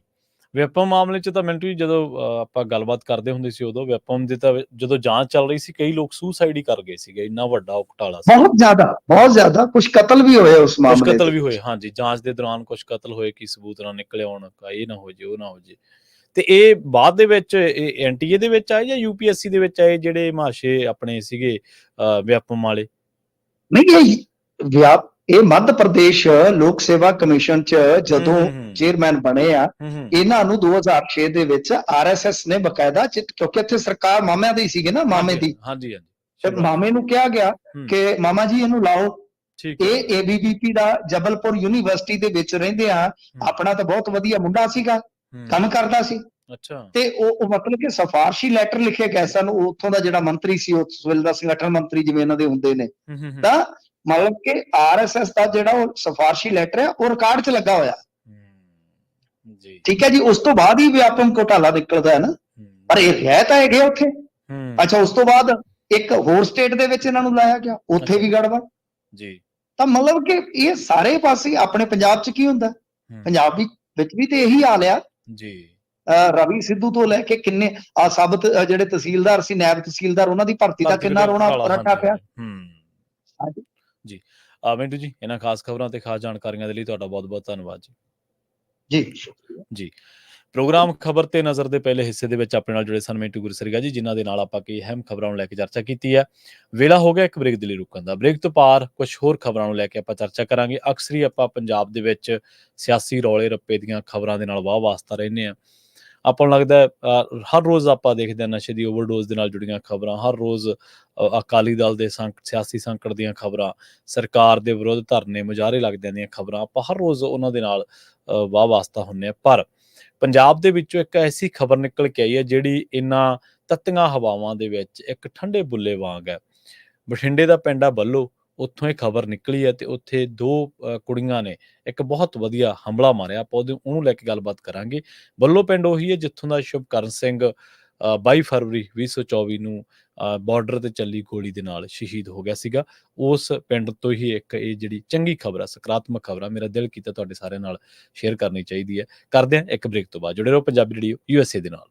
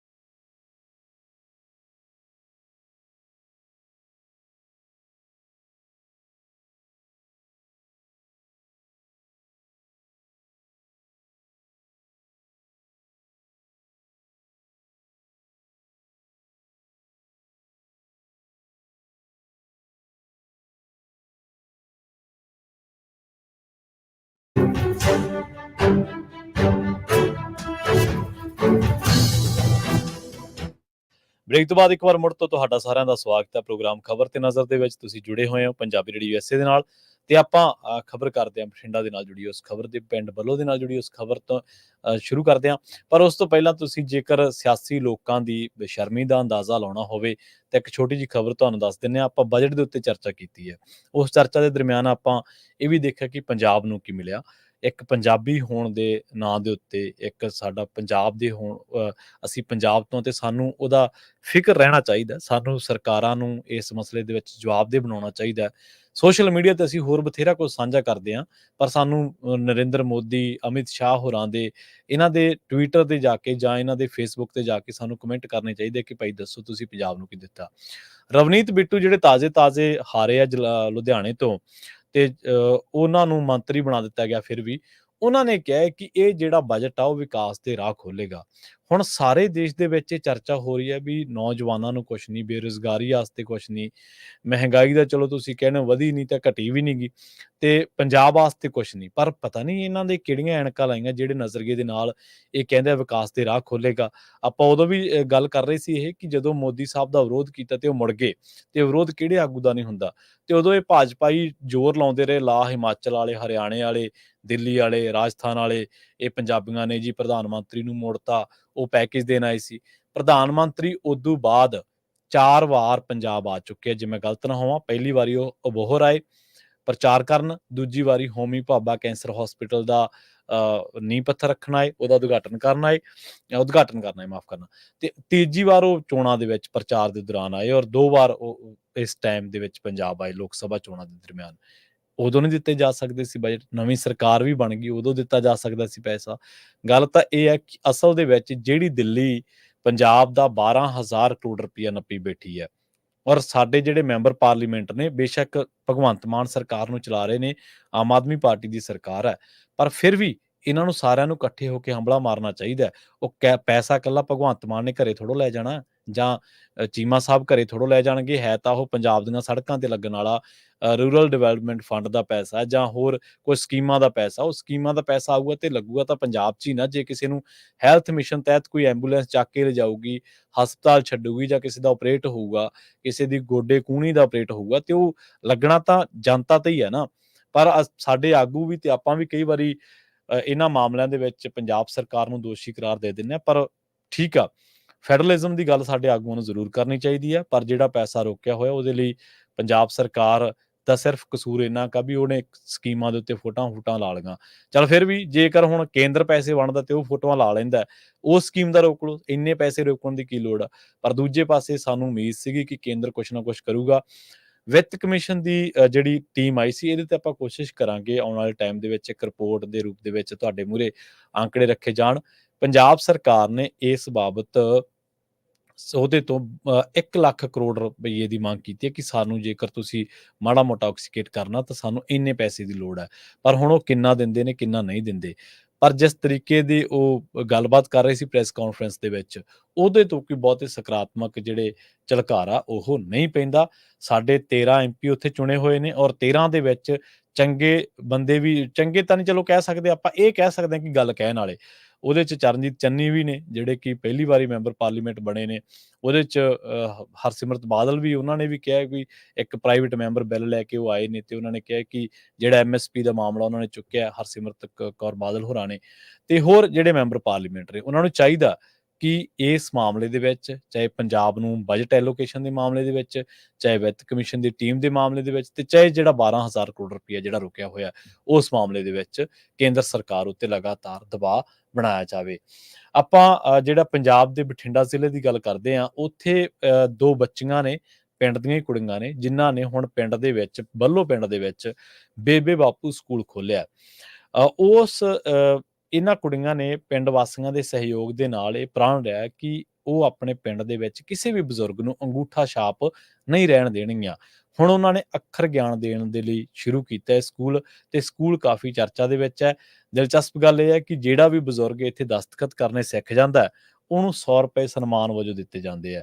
ਸੋ ਇਹ ਜਿਹੜੀਆਂ 2 ਕੁੜੀਆਂ ਨੇ, ਇਹਨਾਂ ਦੇ ਵਿੱਚ ਰਾਜਵਿੰਦਰ ਕੌਰ, ਜਿਨ੍ਹਾਂ ਨੇ ਇੱਕ ਮੀਡੀਆ ਅਦਾਰੇ ਦੇ ਨਾਲ ਗੱਲਬਾਤ ਵੀ ਕੀਤੀ ਹੈ, ਉਹਨਾਂ ਨੇ ਦੱਸਿਆ ਕਿ ਸਾਡਾ ਜਿਹੜਾ ਇਹ ਅਸੀਂ ਸ਼ੁਰੂ ਕੀਤਾ ਉਪਰਾਲਾ, ਉਹਦਾ ਮੰਤਵ ਇਹ ਸੀਗਾ ਕਿ ਸਮਾਜ ਦੇ ਵਿੱਚ ਸਕਾਰਾਤਮਕਤਾ ਦਾ ਪਸਾਰ ਹੋਵੇ ਤੇ ਸਾਡੇ ਬਜ਼ੁਰਗਾਂ ਨੂੰ ਅਸੀਂ ਇੱਕ ਵਾਰੀ ਫਿਰ ਤੋਂ ਸਕੂਲ ਦੇ ਵਿੱਚ ਅਸੀਂ ਉਹਨਾਂ ਨੂੰ ਦੇਖਣਾ ਚਾਹੁੰਦੇ ਹਾਂ ਕਿ ਉਹ ਅੰਗੂਠਾ ਨਾ ਲਾਉਣ, ਕਿਤੇ ਵੀ ਅੰਗੂਠਾ ਨਾ ਲਾਉਣ, ਅੰਗੂਠਾ ਛਾਪ ਨਾ ਉਹਨਾਂ ਨੂੰ ਕੋਈ ਕਵੇ, ਉਹ ਜਿੱਥੇ ਵੀ ਕਰਨ ਤਾਂ ਦਸਤਖਤ ਕਰਨ। ਇੱਕ ਇੱਥੇ ਬਜ਼ੁਰਗ ਨੇ 85 ਸਾਲਾਂ ਦੇ ਨੇ, ਮਹਿੰਦਰ ਸਿੰਘ, ਉਹਨਾਂ ਨੇ ਕਿਹਾ ਕਿ ਘਰ ਦੀ ਗਰੀਬੀ ਕਰਕੇ ਮਾਂ ਪਿਓ ਨੇ ਸਕੂਲ ਪੜ੍ਹਨੇ ਨਹੀਂ ਭੇਜਿਆ, ਬਚਪਨ ਤਾਂ ਸਾਰਾ ਮੱਝਾਂ ਚਾਰਨ ਦੇ ਵਿੱਚ ਹੀ ਲੰਘ ਗਿਆ, ਹੁਣ ਜਦੋਂ ਮੈਂ ਬੁੱਢੇ ਬਾਰੇ ਦਸਤਖਤ ਕਰਨ ਲੱਗਿਆ ਤਾਂ ਮੈਥੋਂ ਚਾਅ ਨਹੀਂ ਚੁੱਕਿਆ ਜਾਂਦਾ। ਇਸੇ ਤਰ੍ਹਾਂ ਕਈ ਹੋਰ ਬਜ਼ੁਰਗ ਨੇ ਜਿਹੜੇ ਦੱਸਦੇ ਨੇ ਕਿ ਉਹ ਦੱਸਦੇ ਨੇ ਕਿ ਪਹਿਲਾਂ ਤਾਂ ਉਹਨਾਂ ਨੇ ਦਸਤਖਤ ਕਰਨੇ ਸਿੱਖੇ, ਪਰ ਹੁਣ ਉਹ ਅਖਬਾਰ ਦੇ ਵਿੱਚ ਛਪੀਆਂ ਖਬਰਾਂ ਦੀਆਂ ਸੁਰਖੀਆਂ ਪੜ੍ਹਨ ਦੇ ਕਾਬਿਲ ਹੋ ਚੁੱਕੇ ਆ। 100 ਤੱਕ ਕਹਿੰਦੇ ਮੈਂ ਗਿਣਤੀ ਸਿੱਖ ਗਿਆ ਤੇ ਜਪਜੀ ਸਾਹਿਬ ਦੀ ਪਹਿਲੀ ਪੌੜੀ ਦਾ ਪਾਠ ਵੀ ਅੱਖਰ ਦੇਖ ਕੇ ਪੜ੍ਹ ਲੈਣਾ। ਕਈ ਤਾਂ ਆਪਾਂ ਵੇਖਿਆ ਪਿੰਡਾਂ ਦੇ ਵਿੱਚ ਬਜ਼ੁਰਗ ਆ, ਉਹਨਾਂ ਨੂੰ ਜ਼ੁਬਾਨੀ ਯਾਦ ਹੁੰਦਾ, ਕਿਉਂਕਿ ਗੁਰੂ ਘਰ ਦੇ ਨਾਲ ਬਚਪਨ ਤੋਂ ਕਈ ਪਰਿਵਾਰ ਜੁੜੇ ਹੁੰਦੇ ਨੇ ਤੇ ਉਹਨਾਂ ਨੂੰ ਇਹ ਪਾਠ ਜਾਂ ਹੋਰ ਚੀਜ਼ਾਂ ਜ਼ੁਬਾਨੀ ਵੀ ਯਾਦ ਹੋ ਜਾਂਦੀਆਂ, ਪਰ ਉਹ ਕਹਿੰਦੇ ਕਿ ਮੈਂ ਪੜ੍ਹ ਲੈਣਾ ਹੁਣ। ਪਿੰਡ ਦੇ ਕਹਿੰਦੇ ਕਈ ਲੋਕ ਐਸੇ ਵੀ ਆ ਜਿਹੜੇ ਸਾਨੂੰ ਮਿਹਣਾ ਮਾਰਦੇ ਆ ਵੀ ਬੁੱਢੀ ਉਮਰੇ ਹੁਣ ਇਹਨਾਂ ਨੂੰ ਪੜ੍ਹਾਈ ਦਾ ਚਾਅ ਚੜਿਆ।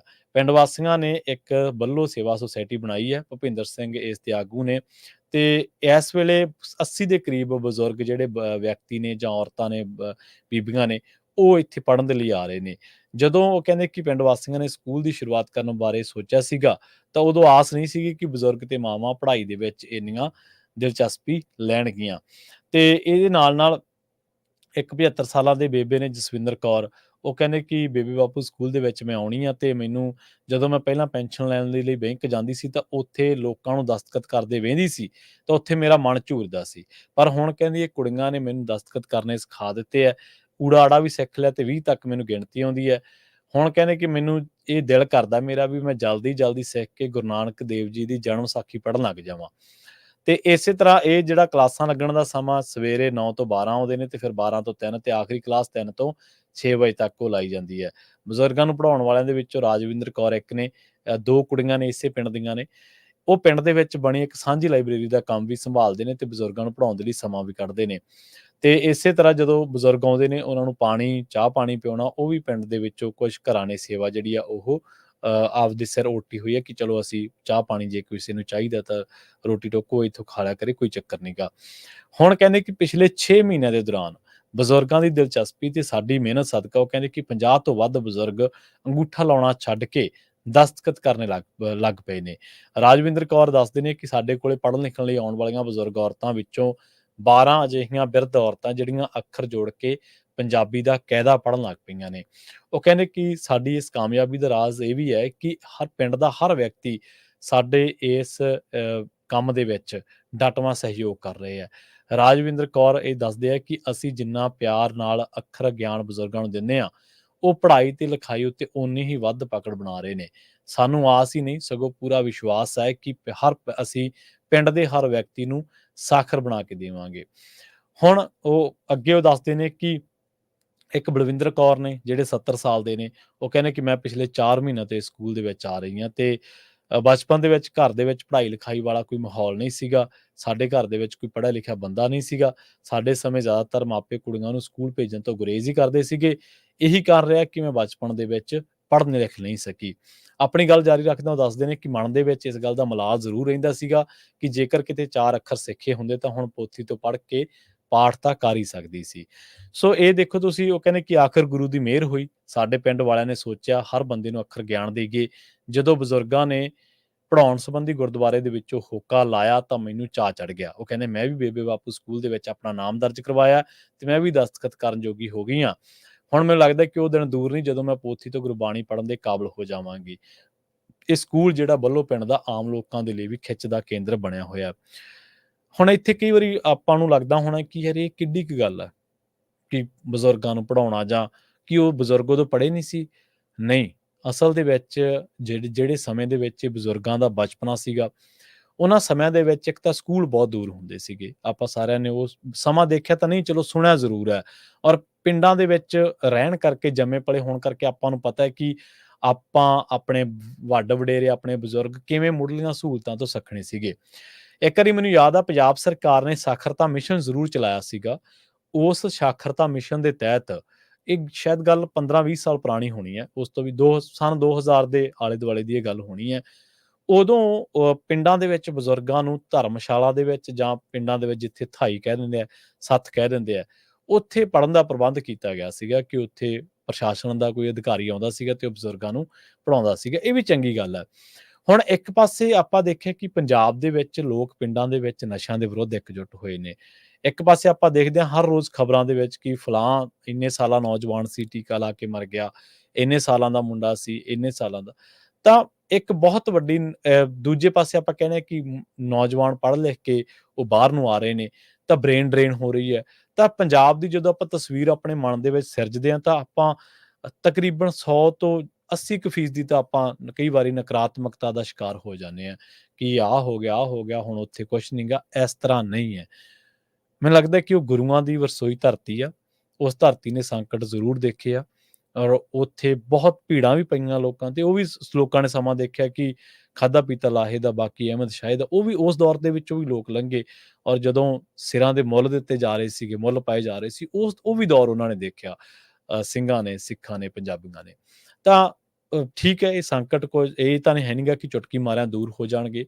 ਪੀਣ ਵਾਲੇ ਪਾਣੀ ਦਾ ਸੰਕਟ ਹੈ, ਰੁਜ਼ਗਾਰ ਦਾ ਸੰਕਟ ਹੈ, ਨਸ਼ਿਆਂ ਦਾ ਸੰਕਟ ਹੈ, ਪੰਜਾਬ ਦੇ ਵਿੱਤ ਦਾ ਸੰਕਟ ਹੈ, ਬਹੁਤ ਸਾਰੇ ਹੋਰ ਸੰਕਟ ਨੇ ਜਦੋਂ ਆਪਾਂ ਪੰਜਾਬ ਨੂੰ ਬਹੁ ਪਰਤਾਂ ਇਹਦੀਆਂ ਖੋਲ੍ਹਦੇ ਹਾਂ। ਪਰ ਇਹਦਾ ਮਤਲਬ ਇਹ ਨਹੀਂ ਗਾ ਕਿ ਸਾਰਾ ਕੁਛ ਖਤਮ ਹੋ ਗਿਆ। ਸਾਨੂੰ ਕਈ ਵਾਰੀ ਸਕਾਰਾਤਮਕਤਾ ਬਚਾ ਕੇ ਰੱਖਣੀ ਚਾਹੀਦੀ ਹੈ, ਪੋਜ਼ੀਟਿਵਿਟੀ ਬਚਾ ਕੇ ਰੱਖਣੀ ਚਾਹੀਦੀ ਹੈ ਆਪਣੇ ਮਨ ਦੇ ਵਿੱਚ। ਔਰ ਜਿੱਥੇ ਪਿੰਡਾਂ ਦੇ ਵਿੱਚੋਂ ਇਹ ਆਪਾਂ ਗੱਲਾਂ ਕਰਦੇ ਹਾਂ ਅਕਸਰ ਹੀ, ਭਾਈਚਾਰਾ ਗਾਇਬ ਹੋ ਰਿਹਾ ਹੈ, ਮਿਲਵਰਤਨ ਹੈ ਨਹੀਂ ਗਾ, ਲੋਕਾਂ ਦੇ ਆਪਸੀ ਜਾਤਿਕ ਪਾੜੇ ਨੇ, ਪਰ ਉੱਥੇ ਇਹ ਪੰਜਾਬ ਦੇ ਵਿੱਚ ਬਹੁਤ ਵੱਡਾ ਇਲਾਕਾ ਇਹਨਾਂ ਚੀਜ਼ਾਂ ਤੋਂ ਬਚਿਆ ਹੋਇਆ ਵੀ ਹੈ।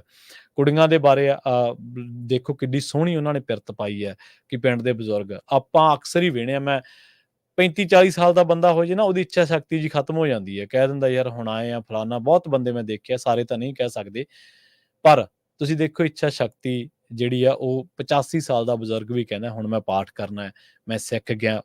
ਇਹ ਸਕਾਰਾਤਮਕਤਾ ਹੈ।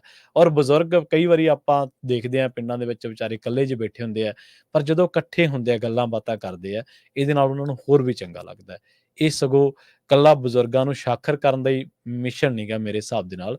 ਬਜ਼ੁਰਗਾਂ ਦੇ ਵਿੱਚ ਚੰਗੀ ਊਰਜਾ ਭਰਨ ਦਾ, ਉਹਨਾਂ ਨੂੰ ਇਕੱਠੇ ਕਰਨ ਦਾ, ਗੱਲਾਂ ਬਾਤਾਂ ਕਰਨ ਦਾ ਵੀ ਇੱਕ ਸਬੱਬ ਹੈ। ਤੇ ਦੂਜੇ ਪਾਸੇ ਸਮਾਜ ਦੇ ਵਿੱਚ ਚੰਗੀ ਪਿਰਤ ਦਾ ਵੀ ਸਬੱਬ ਹੈ।